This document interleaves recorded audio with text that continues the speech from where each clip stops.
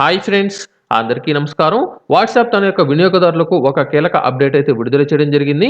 December 31 తర్వాత నుంచి అంటే జనవరి 1 తేదీ నుంచి పూర్తిగా వాట్సాప్ సేవలను 49 రకాల ఫోన్‌లో నిలిపివేస్తున్నట్లయితే తెలియజేయడం జరిగింది.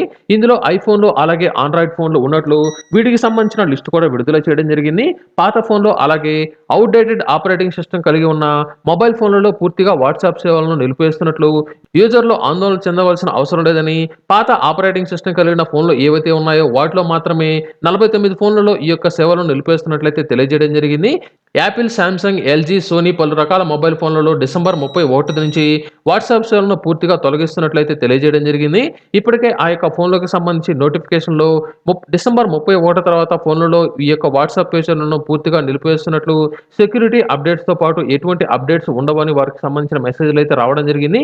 ఇక్కడ స్క్రీన్ మీద కనిపిస్తున్న ఈ యొక్క ఫోన్‌లలో మీకు సంబంధించిన ఫోన్ గనుక ఉన్నట్లయితే డిసెంబర్ 31 రాత్రి నుంచి అంటే జనవరి 1 తేదీ నుంచి పూర్తిగా మీకు సంబంధించి వాట్సాప్ సేవలనేది మీ యొక్క మొబైల్ ఫోన్‌లో అయితే పనిచేయవు.